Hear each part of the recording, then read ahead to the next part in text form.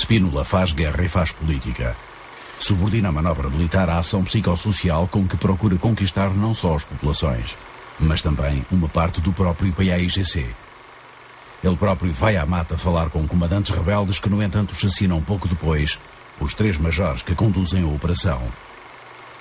O episódio abala o general, que todavia mantém a sua política.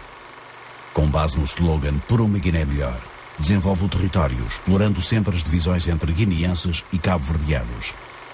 Construindo estradas e casas, melhorando o ensino e a saúde, Spínola consegue resultados que o PAIGC tenta compensar com o apoio da Suécia, que lhe permite abastecer as chamadas zonas libertadas e assim combater as deserções. Quase uma centena de presos são postos em liberdade, entre os quais Rafael Barbosa, encarcerado há 7 anos.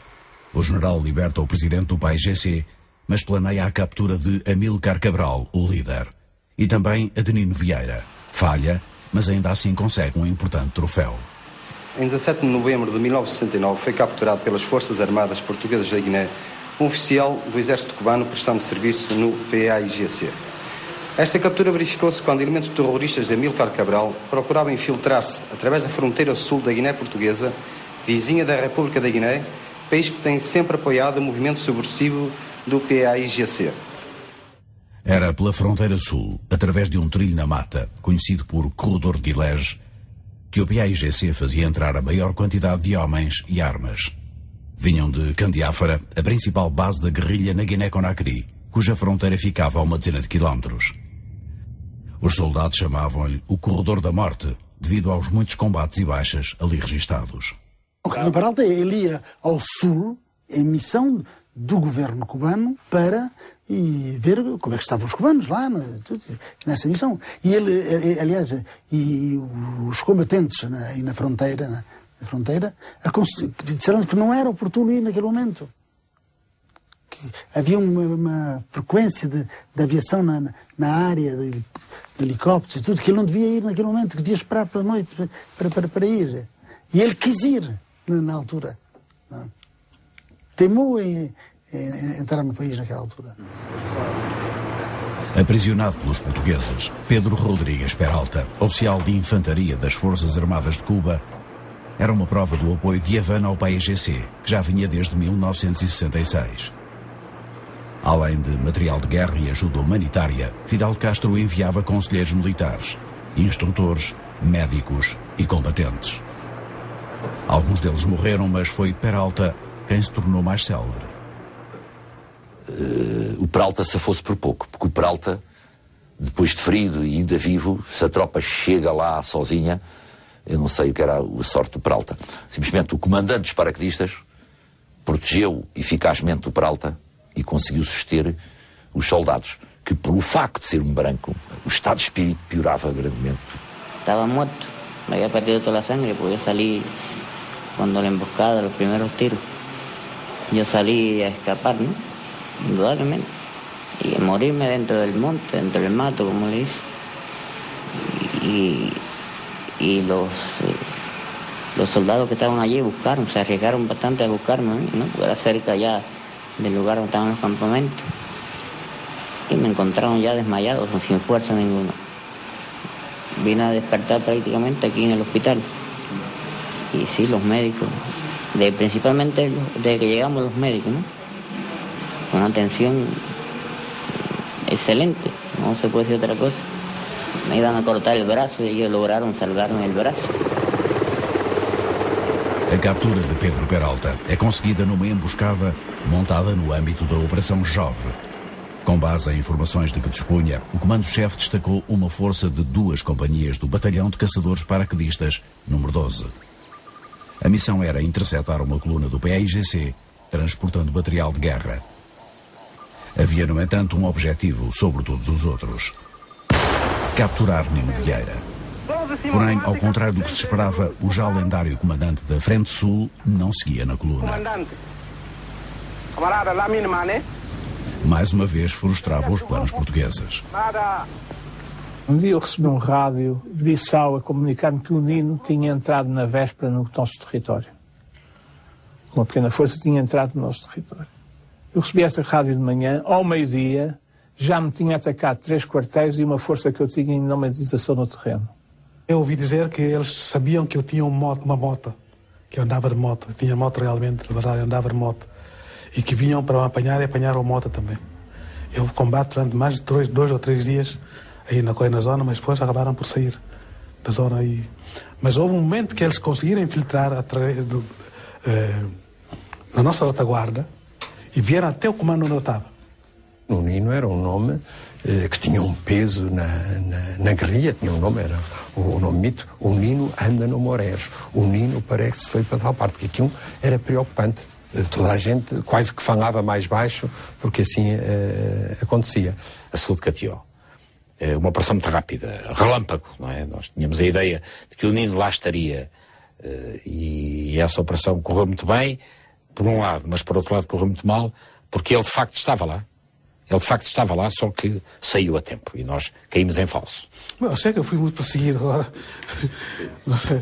Até uma vez também houve um indivíduo que roubou-me um mascote de ouro que eu tinha também assim. E foi apanhado, fugiu, foi para a Miranda, eu tinha os pés todos inflamados. Dia seguinte de manhã a aviação bombardeou por todo o lado. Nós tentávamos era bombardear o sítio onde ele estivesse. Isso era a maneira mais rápida de ir ao local. Mas não funcionou, essa não funcionou. Desembarque de helicóptero, era um tipo me apanhar porque ele dizia, deu essa informação de que eu não podia andar, que é verdade. Fui carregado e tirado da zona onde estava a bombardear. Outra vez também fui avisado que ele entrou no território. Eu montei uma linha de emboscadas daquelas em que não há malha nenhuma para não se poder passar. Só que eu fiz uma coisa que resultou com o Nino, se calhar que mais ninguém resultava. Esqueci-me da estrada. Havia uma estrada principal e depois havia carreiros e havia caminhos. Eu embosquei tudo, só não fui pensar, ninguém veio pela estrada a passear, era como ir pela estrada a passear. Foi pela estrada que ele passou com 10 homens. Depois contámos as pegadas. Passou com 10 homens por meio das minhas emboscadas todas, na calma.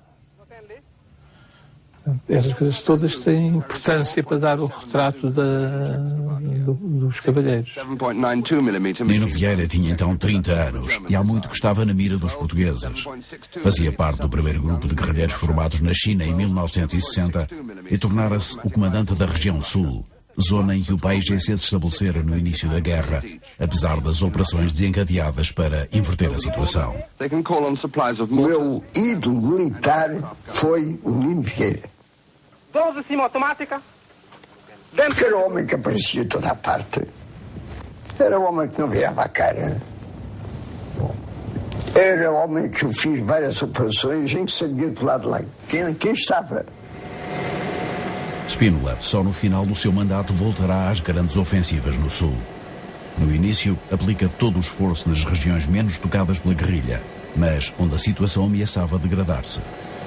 Eu cheguei a Bissau e ouvia-se regularmente, não direi todos os dias, mas pelo menos todas as semanas, ataques a Tite, que era do lado de lá do Rio Geba. Nós ouvíamos os ataques e com o decurso do tempo, 2, 3, 4 meses, os ataques sumiram. Quer dizer, o PAIGC foi recuando, porque a ação do exército português na altura era nitidamente de derrota do inimigo. Houve um maior dinamismo nas operações e a tentativa, o objetivo de recuperar algumas regiões, daquelas que chamávamos regiões libertadas. Conseguiu algum êxito no norte, eu acho no chão de Manjacos, sem nos expulsar completamente, mas conseguiu algum êxito e desenvolveu toda uma atividade nesse sentido da reocupação das regiões libertadas.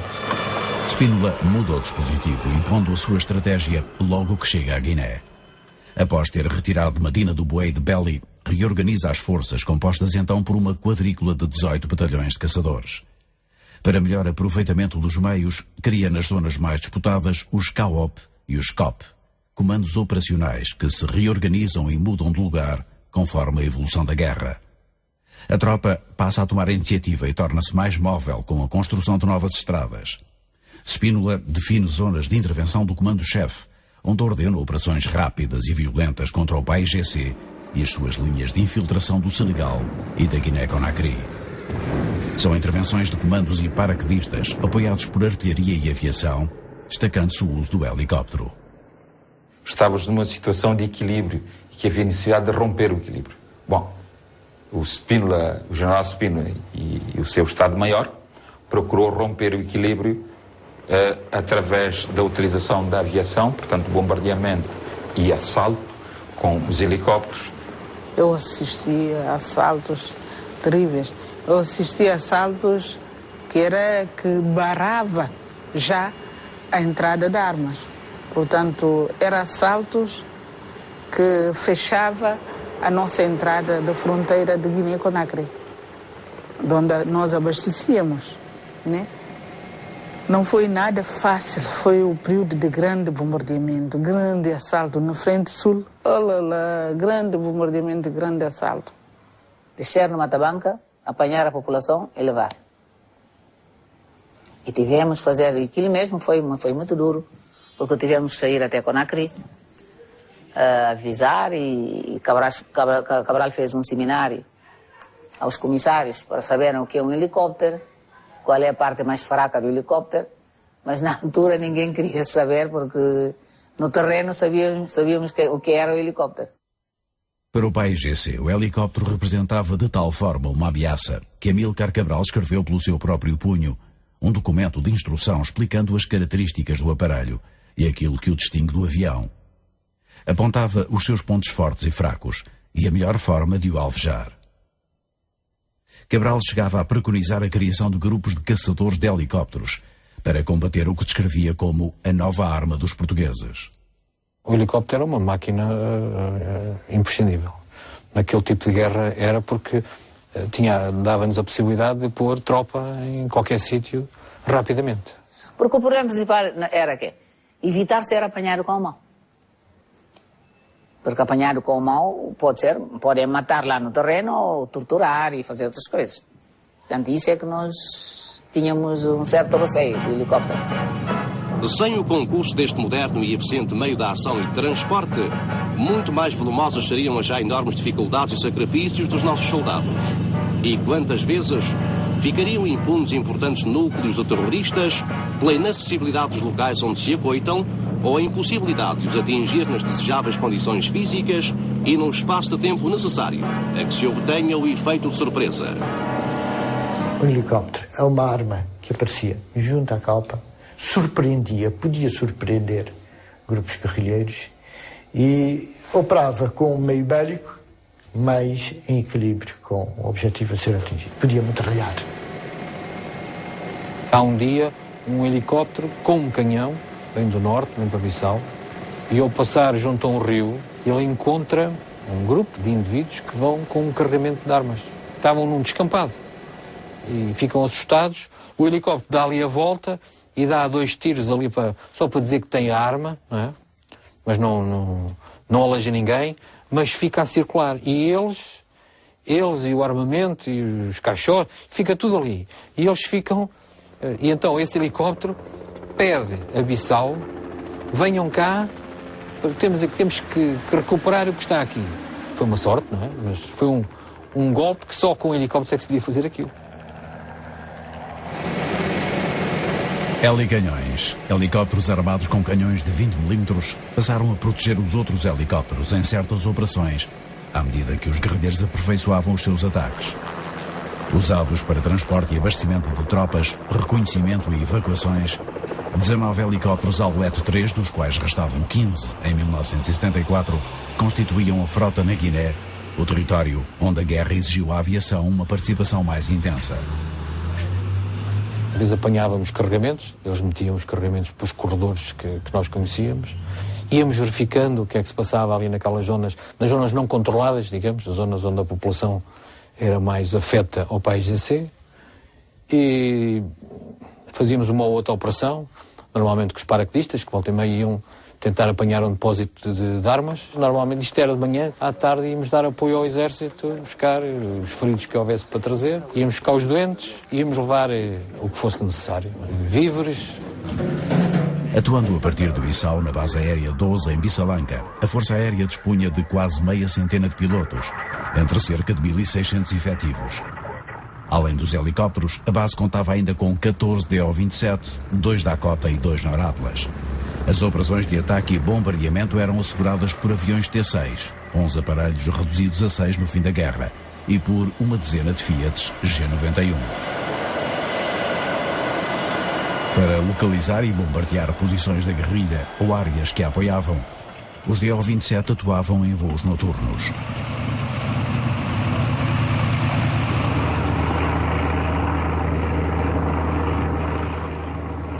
Bom, lá chamamos bombardeiro, que sai só à noite.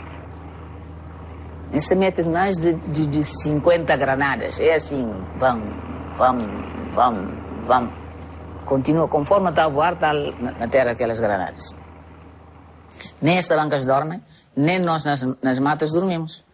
Temos que ficar todos metidos no abrigo. Às vezes até é madrugada que fazem isso. Na aviação tinha o domínio pleno, nós não conseguimos fazer nada. É por isso apenas que causava, talvez não terror, talvez seja um pouco exagerado, mas maior preocupação, porque era uma luta desigual no ar. O PAGC só tinha medo da aviação. Porque a aviação, quando atacava, a tropa de PAGC andava descampada, está a compreender? E é mais fácil de cima cá para baixo. Nós, Força Aérea, tínhamos uma política que era não permitir que o PAIGC flagelasse os nossos aviões. Alguém do PAIGC dava um tiro ou tentava bater um avião. Se nós detectávamos esse movimento, nós imediatamente retaliávamos naquela zona e retaliávamos com força. Nós passámos por uma zona, que é onde a tropa portuguesa botou a bomba Nopal, a bomba Nopal. Nós passámos lá de dia, com receio a passar, com muito receio a passar por ali. Foram 30 batedores de cada lado, fazer o reconhecimento do terreno, aquilo estava tudo queimado. Utilizávamos bombas de 50 quilos, de 200 quilos, de 500 libras e de 750 libras. E em alguns objetivos que era necessário queimar, nós largávamos napalm. A bomba napalm, contrariamente ao que muita gente pensa, não era uma bomba proibida. É uma bomba que se pode largar, ou pelo menos na altura podia-se. Na floresta do Moreza, lembro-me perfeitamente de ter seguido um bombardeamento controlado num T-6. É um lançamento de uma coisa que vai, era um objeto assim, não é? Que é lançado e nem tem uma direção, cai e provoca uma língua de fogo muito grande. A primeira bomba marca o alvo, nombrou dentro. As ofensivas portuguesas, sobretudo da Força Aérea e das tropas especiais contra as áreas hostis, o caso das chamadas zonas libertadas, o PAIGC opôs uma resposta com novos métodos e novas armas. Melhorou a infantaria, passando a dispor das metralhadoras soviéticas AKM. Sobretudo, reforçou as ações da artilharia. Um grupo de comandantes cabo-verdianos treinados na União Soviética viria a permitir uma maior eficácia no planeamento e no uso da artilharia, em operações que não se pretendiam de assalto, mas de flagelação. As ações passaram a ser fundamentalmente de bombardeamento, para se conseguir o desgaste psicológico, portanto, das forças e, naturalmente, baixas e danos materiais à parte inimiga. Nós fazíamos uma marcha de aproximação. Depois dessa aproximação, chegávamos a uma tabanca, já tínhamos o arroz preparado ali. Era a população que dava o arroz, não era forçada a dar, dava porque queria mesmo dar. Ao fim da tarde, os guerrilheiros avançam para a última etapa da marcha, em direção ao objetivo. Nas operações de ataque a quartéis, a grande diferença residia agora numa importante novidade em termos de armamento.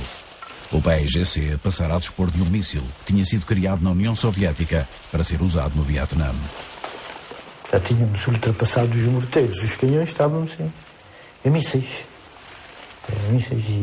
E se apanhou o exército colonial completamente desprevenido. Completamente. Não estavam habituados a tiro dessa qualidade e com uma arma tão poderosa como era a grade. É um morteiro reativo de 122 mm, a Katyusha. Em vez de ter 48 bocas, tem uma boca só. Meteu-se num tripé, isso é que é a grade.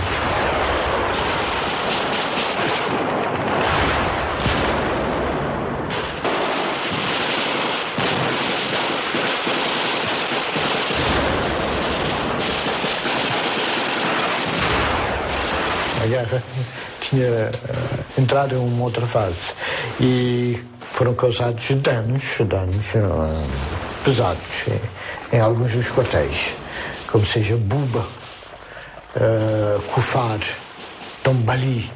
Todos estes quartéis foram atingidos. Eu vi um pequeno quartel, Cabedú, todo a arder.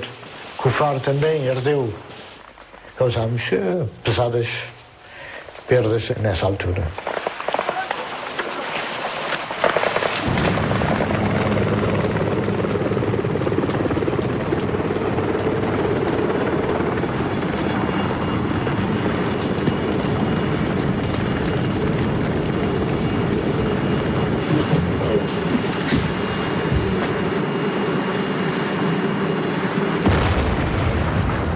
Com a campanha de 69 no sul da Guiné, o exército colonial considerou que podia, houve indícios nesse sentido, que podia desguarnecer o leste para reforçar o sul e o norte.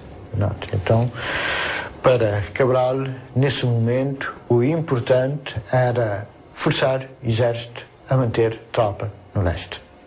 De forma que ele incumbiu-me de assegurar essa dispersão no leste à custa da artilharia. Não tinha muita força de infantaria para ter em toda a parte, seria a artilharia assegurar isso. De um modo geral, no leste, não me consta que tenha havido assim iniciativa por parte do exército em direção às guerrilhas ou procurando os guerrilheiros ou o exército do PAIGC. Nós aqui íamos aos quartéis, fustigando-os com bombardeamento, canhões e morteiros ou foguetes e ataques de artilharia, geralmente até em ataques combinados. Eu flagelei, para começar, o Buruntuma, que estava mesmo junto à fronteira. Havia Pitch, que era o centro do dispositivo militar. Pirada, foi flagelado várias vezes. Muito mais para dentro estava Gabu, Pirada, Bejacunda, Kabuka, mais a sul. Todos esses quartéis foram flagelados, hora um, hora outro, assim, para mostrar que estávamos no terreno. Nessa altura, na frente leste, eu creio que, de um modo geral, na Guiné, o exército colonial estava na defensiva. Estava mais ou menos circunscrito aos quartéis e à defesa desses quartéis. Por uma questão ou de prestígio, marcar e cobrir todo o território, mantinham esses diferentes pontos ou centros, campos fortificados, conjuntamente com populações, para garantir essa presença. Eles, em 1970, estavam muito aflitos. Nós tomámos claramente a iniciativa. Nós dominávamos todo o teatro de operações, com exceção de Medina Bué, que para nós era deserto. Nós dominávamos as populações. Isto é um facto. O general Spínola podia ter sido abatido dezenas de vezes no meio das populações.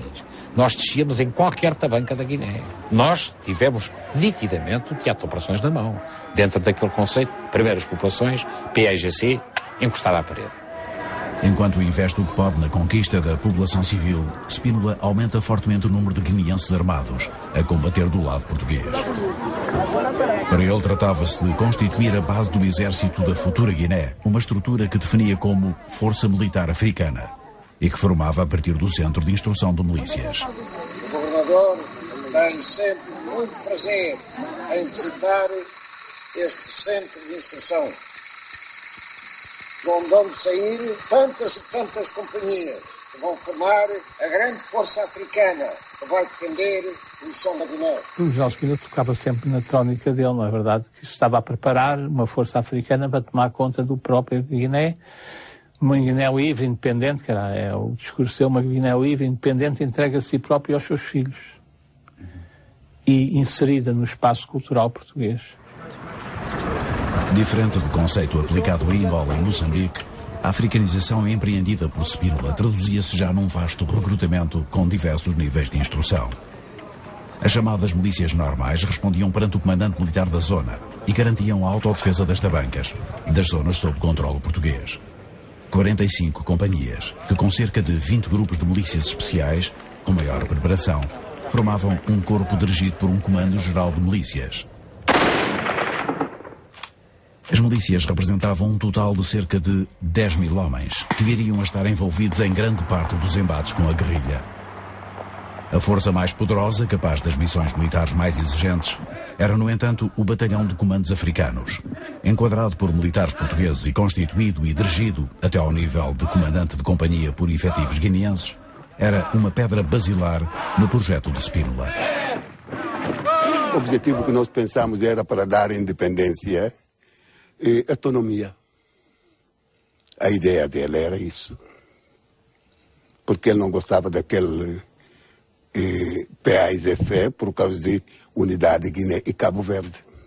Foi a primeira vez que nós pusemos em cima de um africano, guinéu, galões de capitão, não é? Eles tinham os galões, eles tinham os salários, e mais tinham um quadro próprio. Foi criado um quadro próprio. Tinha 3 companhias de comandos e uma companhia de comando e serviços. As 3 companhias de comandos eram todas de africanos, desde o comando de companhia até o soldado. A companhia de comando e serviços já havia uma mescla. O grande sonho do nosso general, disse-me a mim várias vezes, nós só chegamos ao fim no dia em que eu o pudesse substituir assim por um tenente-coronel guinéu. Percebe? Portanto, é exatamente o que você disse. É a total africanização. Esse modelo que era o Vietnã, aquilo que os americanos fizeram lá foi vietnamizar a guerra. Foi o que se fez da guerra, foi tornar o exército mais africano do que português. E foi o que o Spínola fez. E nós consideramos que isso era muito mau para nós, porque depois agora já era luta entre nós, africanos contra africanos. Julgo que nenhum país dos que tiveram guerras coloniais, a França, a Inglaterra, nunca, até a Holanda, em nenhum país europeu, e muito menos os americanos no Vietnã, nenhum país europeu colocou quadros seus, profissionais, vindo das suas escolas militares, dentro, ou a organizar a unidade destas, tanto na organização, na gestão, como a combater com eles. Nós considerávamos-os como os mercenários. Porque faziam uma guerra que não era deles, mas para ganhar dinheiro não há um ideal patriótico que os anima. Os africanos, nesse momento, já sabiam que não era português. Por mais, como se diz, posição social que tivessem de assimilação, não são portugueses. Os comandantes tinham aquelas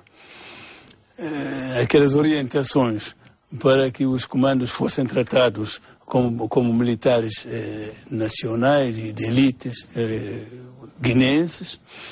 A linguagem dele era Guiné para os guineus, então os comandos africanos sentiam-se satisfeitos com isso e nas operações que o Spínola marcava, determinava, eles iam peitos abertos. Ele sempre dizia que Guiné é dos guineusos. Guiné é para filhos de Guiné. Pronto. Ninguém sabe o que ele precisava, mas pensava, não é? mas a gente tinha futuro, tinha esperança no futuro com ele. Não há memória que eu conheça de uma operação com 500 homens em que vão apenas 4 comandantes que são europeus, brancos, e que vão combater, portanto, sob um objetivo muito complexo, muito difícil, com os seus soldados africanos. Isto representa uma forma de confiança e de conjugação, isto é, e de aceitação de uma política mais até do que uma questão militar. Acreditaram, combateram e morreram por isso, muitos. Isso sem dúvida, sem dúvida. A nossa rádio fazia muito trabalho político a ver se convencia esses comandos africanos. Mas era visto como inimigo, porque em muitas várias operações eles praticamente tomavam a dianteira da coisa, não é? Isso, enfim, infelizmente foi isso, foi o que aconteceu. Infelizmente. Eles conheciam melhor o terreno. O comando na mata era excepcional. Até porque a forma de linguagem, a forma de comunicação, os rádios trabalhavam muito pouco. Porque dentro da mata há toda uma sinalética, há todo um ruído de estalidos de boca e de fala, como eles fazem no seu habitat, que servia otimamente para nós, não é? A gente fazia como um bicho. Uma pessoa ouve, não sabe se é uma pessoa que está a falar. Parecia um bicho. A gente faz.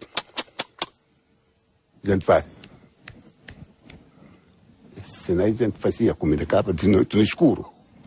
Dava-nos uma capacidade, uma flexibilidade de manobra enorme. Depois, era o conhecimento do terreno. O comando africano era mesmo atuante. Era inimigo a sério. Para mim é mais criminoso, escuse.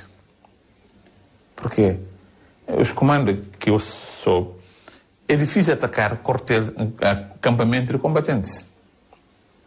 Eles atacavam só aldeias, desarmadas. Chegava a desembarcar, essa aldeia apoiava guerrilheiros que eles desembarcavam lá, com tiro, queimavam as casas, prendevam as pessoas e roubavam os produtos.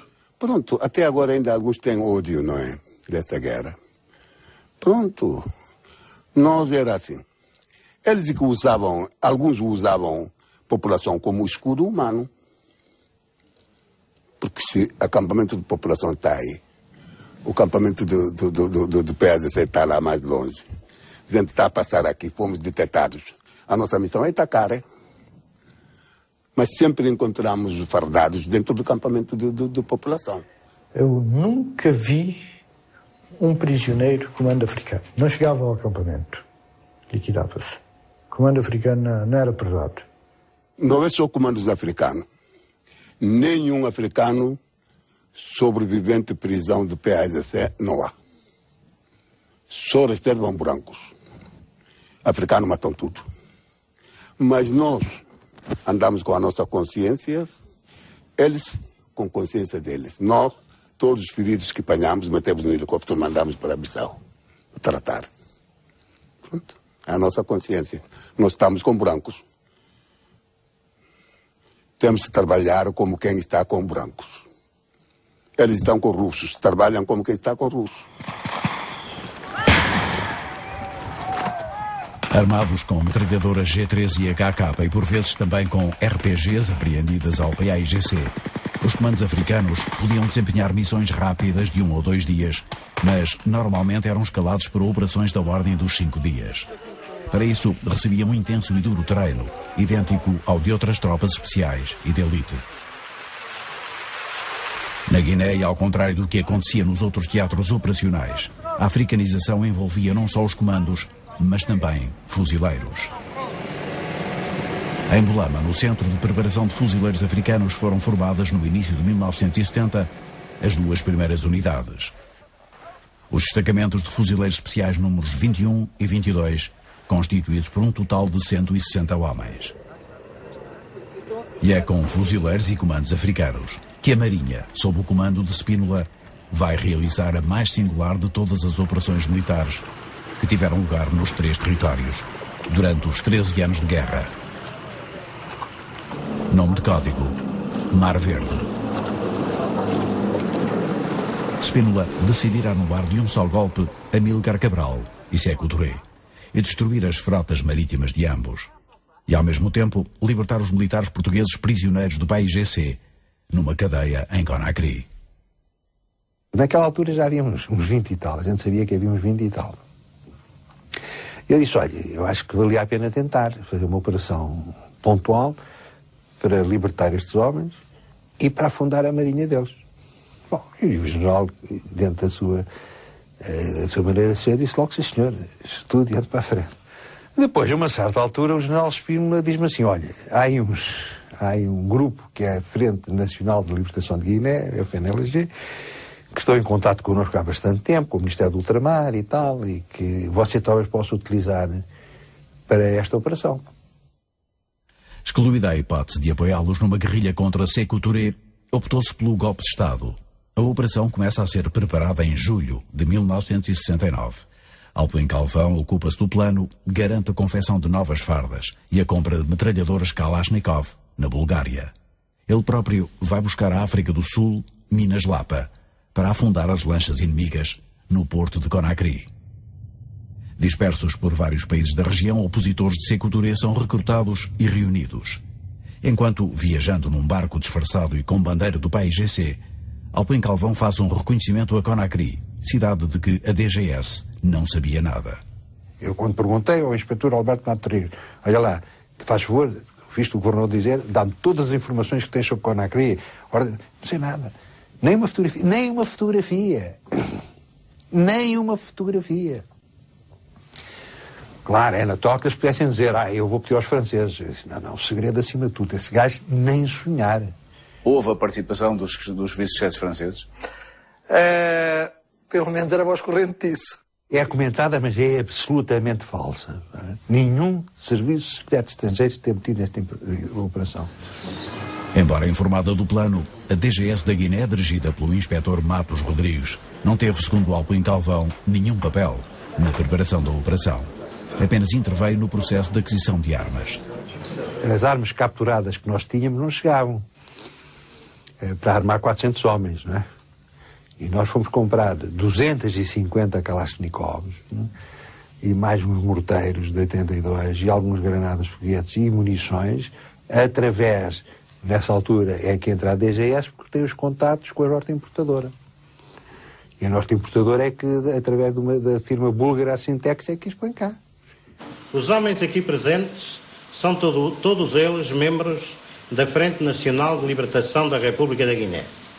Bateram-se contra as milícias do ditador marxista Sékou Touré. Estrangeiros envolvidos na Mar Verde, segundo o comandante da operação, só os guineenses adversários do regime de Conakry, membros do Front de Libération Nationale Guinéen, financiados por Diallo Tabarra, cujo pai teria sido uma vítima de Sékou Touré, eles acreditavam no êxito do golpe de Estado.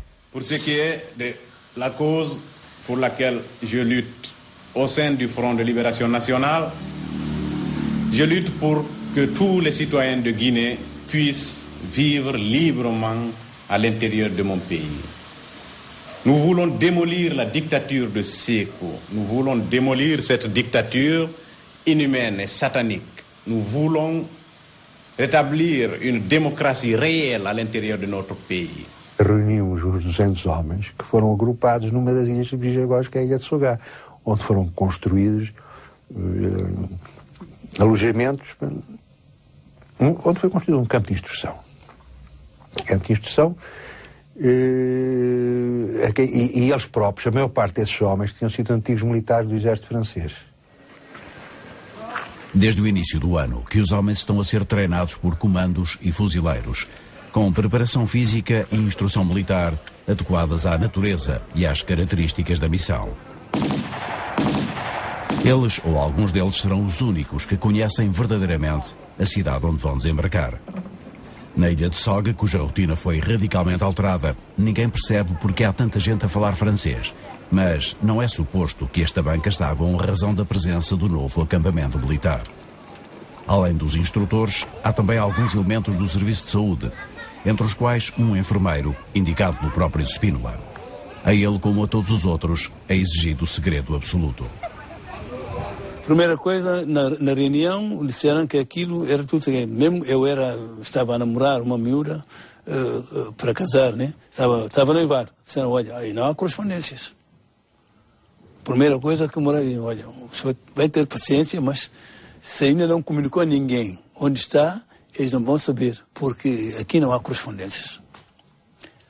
Ninguém escrevia para ninguém. Para mim era sempre o grande busilis das operações de segredo, não é?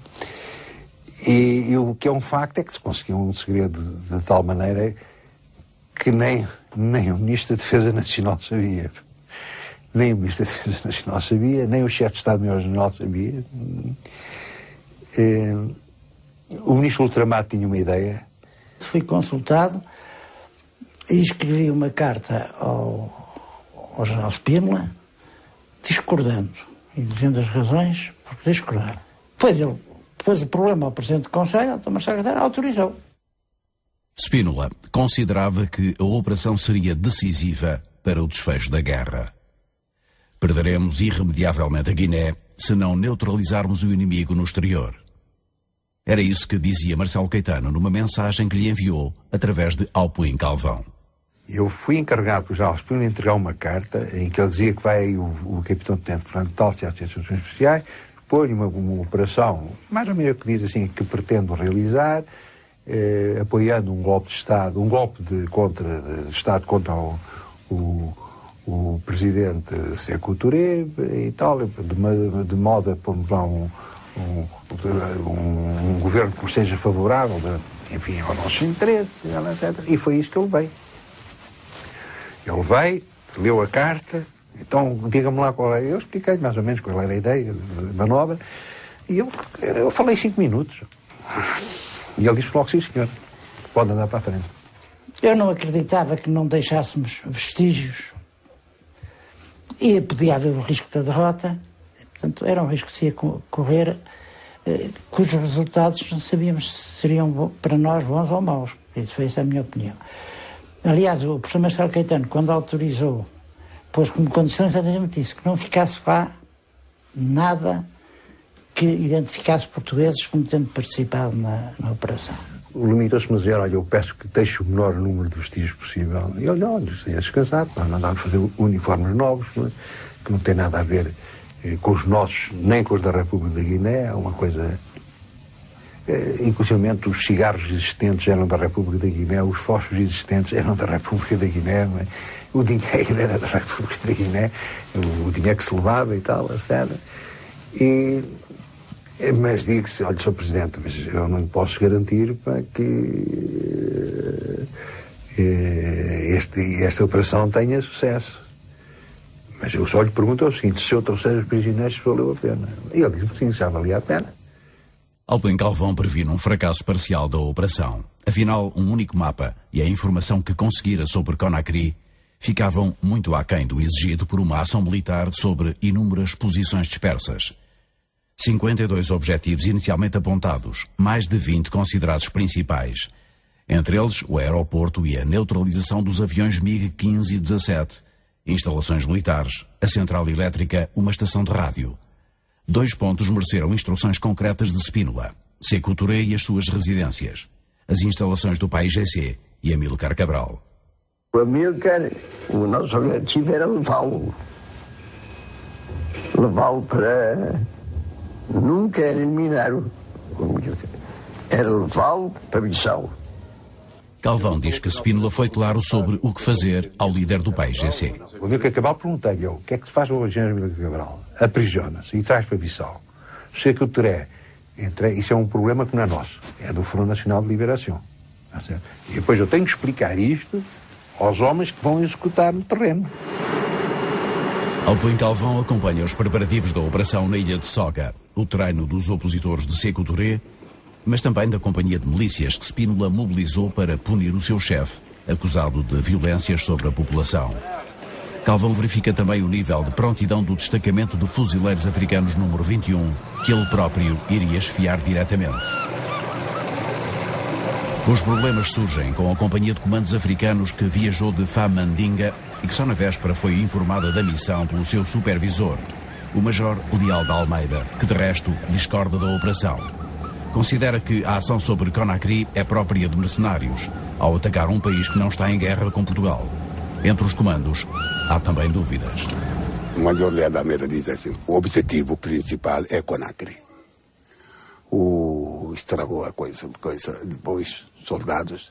Depois, era para nós mantermos segredo entre nós e soldados. Mas logo o Justo falou aos soldados, quando deixamos de acabar, o Justo disse, você sabe por onde é que eles querem para nós ir? Querem para a gente ir ao Conakry. Os soldados Conakry, não, a gente não vai a Conakry. Território nacional, a gente faz qualquer operação, mas Conakry não. Então houve essa grande revolta dentro do barco. O Major Leal de Almeida, só no último dia, é que veio com umas dúvidas. E eu respondi às dúvidas que olha, as dúvidas são essas, mas você já sabe isto há muito tempo, porque é que só agora, à última hora, você até podia dizer, olha, não, falava com os generais, não vou. Mas agora não venha pôr dificuldade à última hora. Mas ele ensinou as dificuldades, só tive uma maneira de atuar, prendiu e levou ao general Spínola. Entende-se com o general. Né? E o general Spínola tratou bastante mal e ele acabou por ir. Atualmente, o Coronel Leal de Almeida, que não aceitou ser filmado, diz que discordou da missão logo que a recebeu e que por isso pediu um encontro com Spínola. Mas que, entretanto, preparou a operação à frente dos comandos, nomeadamente o treino necessário. Leal de Almeida acrescenta que, questionado por Calvão na véspera da operação, reafirmou o desejo de falar com Spínola. Viajou então para Bissau, onde o comandante-chefe o recebeu de forma exaltada e agressiva e o ameaçou de prisão, mas que perante a sua irredutibilidade, o general se tornou mais conciliador. O supervisor dos comandos diz que por fim aceitou participar na operação, pensando na libertação dos prisioneiros portugueses e no efeito de uma recusa sua junto dos comandos africanos. Alguns deles também contrariados com a missão. A maioria que reclamou é o Januário e o Justo. O Saeg também. Esses é que reclamaram. Até o Januário diz, se a operação é na Guiné, em qualquer parte a gente vai, mas como não temos assinado guerra contra a República de Guiné, ele não vai lá fazer guerra. O Januário, por aquilo que eu deduzi dele, é a pessoa com quem conversei mais, ele disse que havia desconfiança, porque se não lhe foi dito nada desde Famandinga até esse momento, é porque não tinham confiança neles. Vendo bem no outro lado, como comando, em toda parte que temos os nossos prisioneiros, toda parte que temos os nossos prisioneiros, podemos lá ir. O comandante da Marinha, Costa Correia, é também sensível à questão dos prisioneiros, mas manifesta sérias reservas quanto à operação. O Costa Correia tentou levantar o problema comigo, ou disse, olha, Costa Correia, eu consigo, é a mesma coisa. Você quer ir, vai. E eu dou-lhe voz de prisão e mando para Bissau entender-se com quem quiser. Entrego ao comando ao seu imediato, o imediato leva. Né? Se quiser ir, vá também. Se não quer, não vai. Se quer, vá. E ele foi. O comandante do navio montante não confirma que a conversa tenha decorrido nestes termos. Costa Correia, que não aceitou ser filmado, afirma que questionou a legitimidade da operação face ao direito internacional, tendo referido que, independentemente dos seus resultados, a já frágil posição portuguesa seria sempre afetada. Hoje, capitão de mar e guerra, o primeiro-tenente Costa Correia não via então alternativa à participação na Mar Verde, em que reconhecia o propósito positivo de libertar os prisioneiros portugueses, tal como o Major Leal de Almeida, na posição que tomara perante Spínola. No outro dia seguinte, às 8 horas, às 7 e tal, o nosso Major, já com outro aspecto um bocadinho alegre. E ele disse, quadro para cima, subimos outra vez.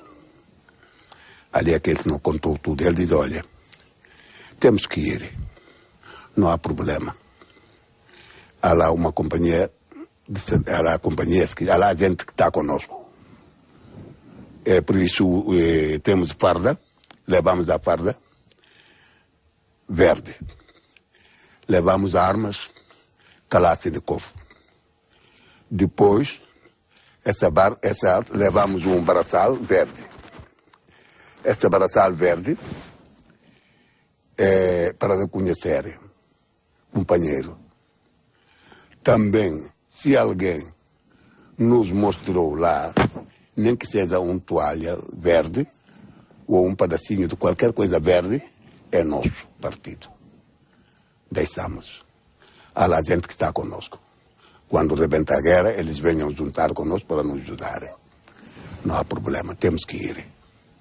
Pronto, nessa altura a gente encorajou-se pouco. E logo perguntamos, então onde está essa arma Kalashnikov? Onde está essa farda? Havia umas caixas ali embaixo, sujas, a gente estava sentado por cima delas. Está aí nessas caixas. Descemos no porão, rebentamos as caixas, tiramos a farda, fardamos, equipamos. Eu tinha que atacar aquilo numa noite de sábado para domingo. Tinha que ser o desembarque coincidir com a maré alta e com a lua nova, ou com o nascer da lua. E feitas as contas, só podia ser o dia. Eu tinha que atacar aquilo numa noite de sábado para domingo. Tinha que ser o desembarque coincidir com a maré alta e com a lua nova, ou com o nascer da lua. E feitas as contas, só podia ser o dia 22 de novembro de 1970. Ele diz, o Espínola vem cá despedir. O Espínola subiu ao nosso barco, formamos. Ele proferiu algumas palavras ali da nossa despedida. No último dia, assim que o espírito dele vai conosco e vem conosco, ninguém morre lá. Encorajou-nos, acabou-se. Quando ele acabou de falar, o João Bacar gritou, comandos ao ataque. Comandos ao ataque é 3 vezes. É um juramento. Para nós, não voltamos para trás. A bordo do navio montante e navegando já a caminho de Conakry, os oficiais dos comandos continuam divididos quanto à missão. Reúnem-se, autorizados pelo comandante do barco, que se apercebe de um ambiente carregado entre eles. Depois da reunião, a tensão é manifesta e parece evidente que nem todos estão igualmente empenhados. O tenente Januário viaja agora aliado e afastado dos companheiros. Pelo contrário, otimistas, ladeando o comandante do navio, Tierno Diallo, candidato a presidente, e Hassan Assad, indigitado primeiro-ministro do novo poder que se pretende instaurar na República da Guiné. Rumo a Conakry sob o signo do disfarce e, desde logo, a pista falsa posta a circular de que o objetivo da missão é a Ilha de Como. Os barcos camuflados, a tropa dissimulada nas armas, na farda e até na pele. Brancos iam pintados tudo de preto. E como nessa altura de Conakry é de noite, um branco pode pintar para não reconhecer. Sob uma máscara cuidadosamente preparada, seguem a caminho de uma complexa operação militar. Cerca de 400 homens. Vão a bordo de uma força naval constituída por 6 lanchas grandes, 4 de fiscalização e 2 de desembarque. Após um avião P-2V5 ter efetuado diversos voos de reconhecimento para se informar do movimento marítimo. A frota larga da ilha de Soga às 19h50 do dia 20 de novembro e navega em coluna até alcançar a ilha de Canhambac.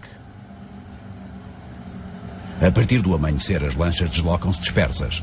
Voltam a formar uma coluna a partir do fim da tarde, já que podem seguir de novo em segurança a coberto da noite. A hora prevista, após terem sido avistadas as ilhas de Lós, procede-se à dispersão dos navios, fundeando cada um deles de acordo com o plano traçado.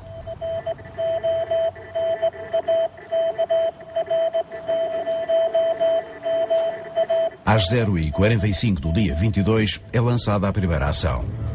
Os 14 fuzileiros da equipa Vitor colocam os botes na água e dirigem-se à zona do porto onde, segundo o comandante da operação, neutralizam 6 vedetas e uma lancha, incendiando-as com granadas de mão ofensivas. Neutralizar teria que destruir para neutralizar. não neutralizou nada, não terão reagido talvez a tempo. Mas os do PAIGC não neutralizaram porque não tivemos nenhuma baixa.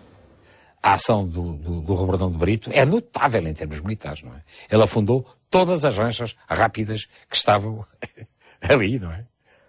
Não creio, porque foi tão rápido. Foi tão rápido o primeiro momento de contacto, digamos assim, com o Porto e com as unidades quer do PAIGC, quer da Marinha Guinense. Não creio que tenha havido tempo e não me consta que tenha havido a neutralização. Mas não havia também grande coisa para neutralizar, diga-se de passagem. Né? Apesar de haver, de facto, essas unidades, na verdade, que se referia, que tinham características, de facto, muito rápidas. Foram fundadas todas. Pois é, quando estamos a abarcar, o Galvão diz assim, para ir ao objetivo, é com vocês, lá no Terra. Barcos, qualquer barco que está aí, é comigo. Eu resolvo o problema de barcos. Mataram todos os homens que estavam no barco, fundaram barcos todos. Isto tenho certeza. Estávamos a ouvir mesmo tiro lá no mar. A operação começou com o assassinato, a arma branca, dos nossos marinheiros que estavam no Porto de Bissau, de Conakry, nos nossos barcos. E o capitão da Marinha, que era Irene Nascimento Lopes, conseguiu escapar aí e foi avisar ao Estado-Maior das Forças Armadas Guineenses que os barcos tinham sido atacados no Porto. E estavam elementos dos invasores no Estado-Maior das Forças Armadas da República da Guiné. Estavam lá. PAIGC é que valeu a Conakry. Porque o Irene Nascimento Lopes, na altura, era comandante da Marinha. Ele tinha material bélico sofisticado. Ele contra-atacou fortemente. Num primeiro momento, ninguém se apercebe. Quer dizer, de uma maneira geral, as pessoas, eu próprio não me apercebi do que aconteceu. No momento em que aconteceu, apesar de eu estar lá, eu não me apercebi que aquilo tinha acontecido. Só mais tarde, quando se ouve tiros, já no interior da cidade, que se olha para o mar, ainda na verdade antes de amanhecer, e que se vê de facto sinais de barcos. Então na altura os barcos pareciam maiores, pareciam os maiores barcos do mundo que eu já vi. Lembro-me ainda do Hydra, e o nome não me sai da cabeça, foi o primeiro que eu vi, por acaso, né? Que estavam junto à ilha de Lodge. Com o ataque às lanchas acostadas no porto de Conakry, a força invasora conseguia o domínio do mar. Com vista ao domínio em terra, o segundo objetivo, os botes largavam dos navios Dragão, Cassiopeia, Montante, Bombarda e Hydra. Para neutralizar as forças que pudessem reagir aos ataques no porto e ao mesmo tempo ocupar as posições estratégicas previstas no plano, as equipas de assalto avançam para a cidade. Havia guarda nos nossos estaleiros, viram passar os botes carregados de homens ali à frente do coisa. Depois, com naquele silêncio da noite, ouviram falar crioulo nos barcos. E deduziram logo que se tratava de forças vidas de Bissau. Foram chamar o comandante da Marinha, que era o Matheus Correia, e ele imediatamente assim, estão a dirigir para a rádio. Então juntou os homens que tinham ali com armas e chegaram à rádio, precisamente no momento em que tinham morto o guarda da rádio. Mas eles já não deixaram entrar na rádio, não tomaram a rádio. Eram 2 e tal, 3 horas, ouvi a rádio, sintonizei a rádio Conakry. A mulher, Mafure Bangura, uma senhora que era, eles dizem presidente de mulheres, quer dizer, uma senhora que era figura máxima de mulheres de Conakry, a dizer que esses bandidos saiam, matemos-los e tal. Alguns já se entregaram e tal. Eu ouvi na língua, falou mandinga. Depois falou sosso. Depois falaram em fula.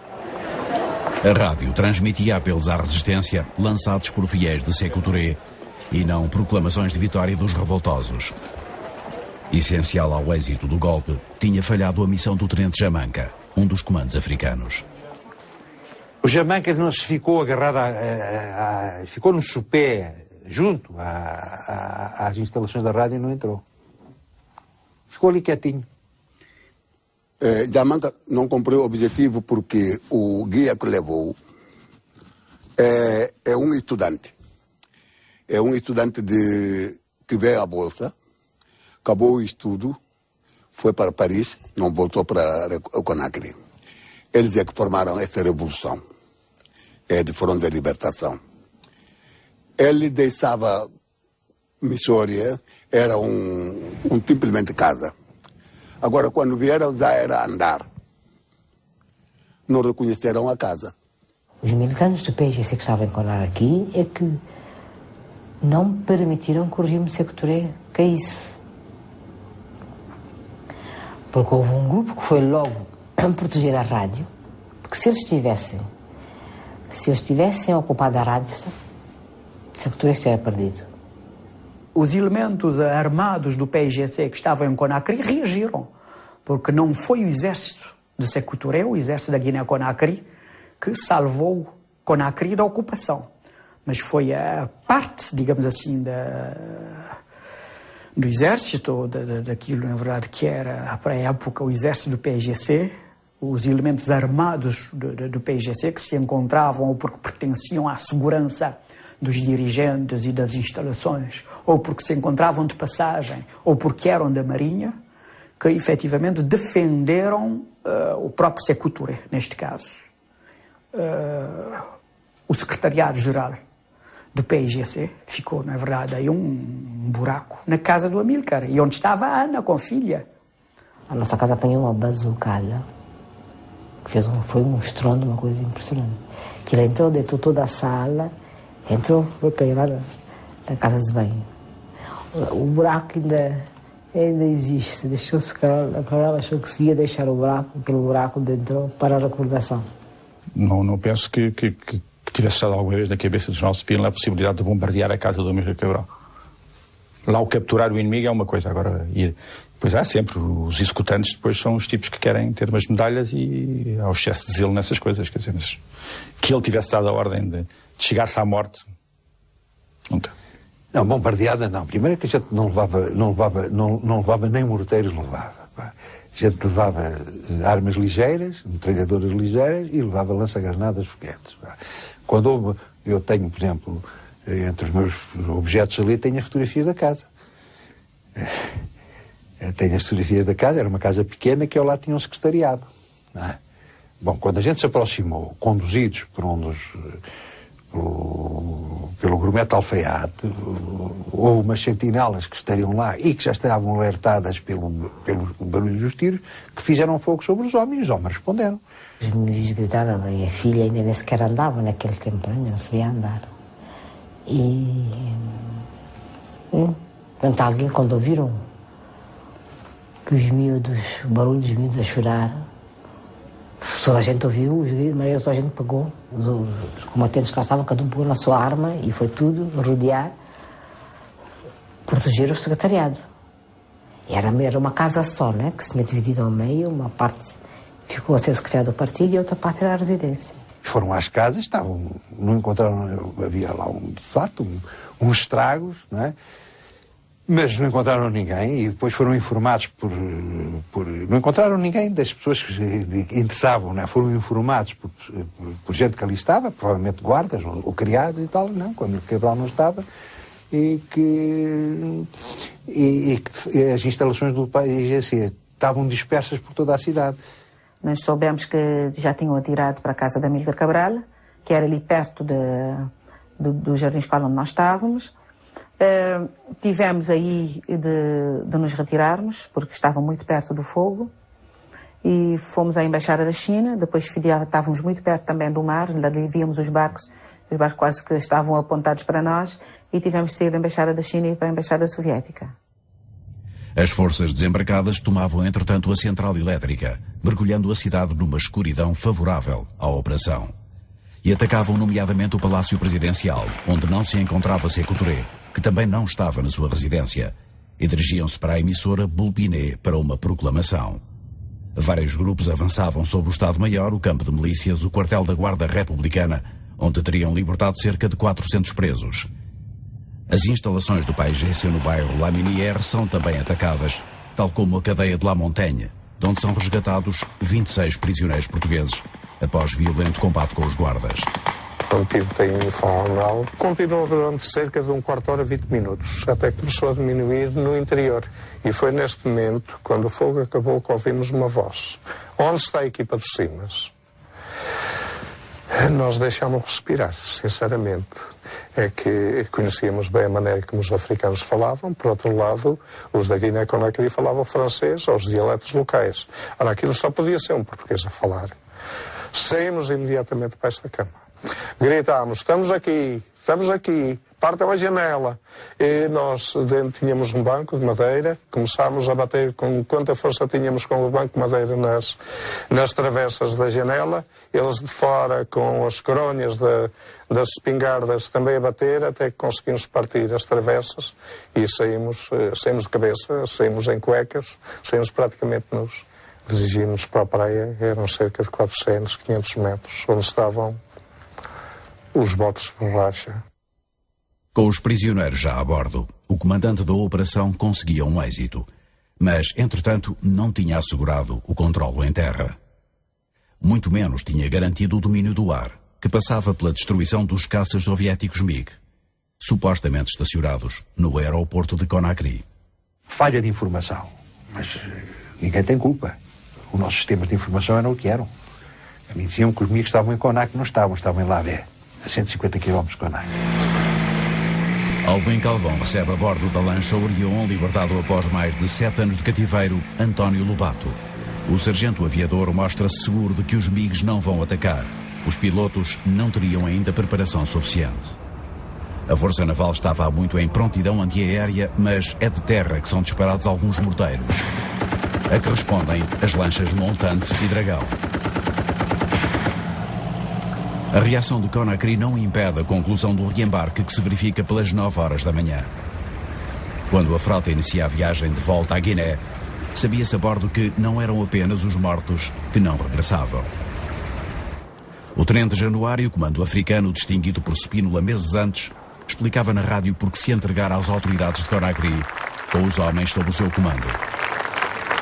Ele discordou, mas foram obrigados a ir. Foi o que ele disse. Foram obrigados a ir. Ele estava discordado. Quando chegou, ele resolveu conversar com o seu grupo que ninguém fizesse fogo, porque África para África é a mesma coisa.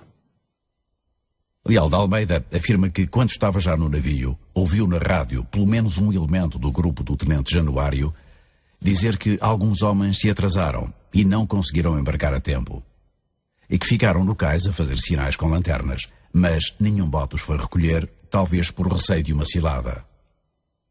Leal de Almeida acrescenta que o alferes Justo lhe confirmou esta versão e afirma-se convicto de que nem todos os comandos que não regressaram de Conakry desertaram. Uma convicção que esta mensagem parece apoiar de certa forma, comunicando que eles teriam sido induzidos em erro ao seguirem o tenente Januário. Este, por sua vez, teria já decidido ficar em Conakry ainda antes do desembarque. Ele falou-me nisso. Falou-me nisso na Suga quando estávamos a preparar. Ele disse, olha, Jalo, eu não volto. Eu vou apresentar. Vou me apresentar porque não vou levar essas calças. Ele levou uma calça tirilene de farda. Levou aquelas botas com fecho ao lado. Não é bota militar. Levou uma camisola branca de seda.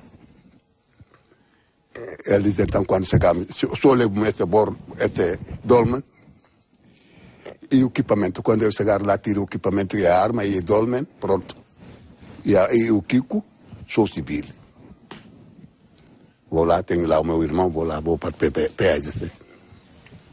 Mas eu pensava que eles estão só a falar isso porque por não querer ir. Eu nunca imaginei verdadeiramente se o Januário representava. Nunca. Só quando ouvi no rádio o nosso comandante Galvão a transmitir para Leal de Almeida. Januário desertou. fiquei tudo trambolhado. Isso é que estragou a operação completamente. Januário foi morto por indivíduos da coisa, porque por influência do PAIGC. Porque eles nunca tiveram assim grande confiança com os comandos. Tinham sempre ódio. Aos mortos da operação, 3 do lado português e mais de 500 baixas inimigas, segundo o comandante, vão juntar-se as execuções de ministros e oposicionistas guineenses, ordenadas por Sékou Touré, estimadas em milhares. Há um facto que eu realço sempre, é o facto de, pela primeira vez, eu ter visto a brutalidade, quer dizer, o que nós temos de consentir realmente às vezes nas revoluções, que é o facto de ele ter dependurado alguns ministros numa ponte e de embaixo estar a população toda eufórica, infelizmente, a tocar tambores e a conglaturar-se pelo facto de ele ter dependurado essas pessoas. Mortos também 150 dos 200 dissidentes que participaram na operação. Os sobreviventes, incluindo os candidatos ao novo poder, voltavam à Ilha de Soga na tarde do dia 23. Frustrados. Todos frustrados. Eles saltaram, alguns dirigiram-se a mim, olha, arranja-me algum medicamento. Deu-me isto, deu-me aquilo e tal. Correu mal, fulano morreu. Era só morrer, só falavam em mortos. Foi uma frustração total, aquilo. Essa operação foi frustração. Nós ficamos satisfeitos de uma parte, de uma forma, pelo facto dos nossos prisioneiros terem sido libertos. Isso agradou-nos, satisfez. Mas da parte deles foi uma frustração total. Custou muitas vidas. Porque o Sékou Touré vai matar muita gente por causa daquela agressão. Agora, como trazemos os nossos prisioneiros, é um grande êxito para nós também, porque eles nunca na África, essa África de franceses, nunca deram valor a um militar português. Diziam que o militar português não presta, isso. Só daqui é que consideraram o militar português militares. Todos os 22 de novembro, há feriado nacional em Conakry, por causa desse desembarque. Todos os 22 de novembro há feriado nacional. Dizem complô, faiblesse complô de colonialismo português. Portugal nunca assumiu a Operação Mar Verde, pelo que foi pedido ao governo um esclarecimento sobre a posição oficial do Estado português. Embora o Ministério da Defesa tenha considerado o assunto da competência do Ministério dos Negócios Estrangeiros, este respondeu, através do chefe de gabinete do ministro, que, quanto a acontecimentos históricos como este, não cabe ao Ministério dos Negócios Estrangeiros tomar posição, quer enquanto instituição governamental, quer em nome do Estado português no seu todo. Questionada então a Presidência da República, o chefe da Casa Civil considerou que competirá ao Governo, através do Ministério dos Negócios Estrangeiros, dar uma resposta. António de Spínola, que em 1970 ordenou a operação autorizada por Marcelo Caetano, aceitou prestar esclarecimentos sobre ela em janeiro de 1989. Era então Marechal. Em resposta a um pedido de esclarecimento que lhe fora enviado pela Comissão para o Estudo das Campanhas da África, o antigo Governador-Geral e Comandante-Chefe da Guiné escreveu que a Operação Mar Verde visava atingir 2 objetivos. O primeiro de alta estratégia e de natureza externa com vista a apoiar a realização de um golpe de Estado na República da Guiné. O segundo, de natureza interna, visava o desmantelamento das instalações do PAIGC em Conakry, aprisionar Amílcar Cabral e libertar os militares portugueses detidos nas prisões do PAIGC. O esclarecimento do Marechal Spínola começa com uma revelação 2 décadas depois. O processo oficial sobre a Operação Mar Verde foi destruído.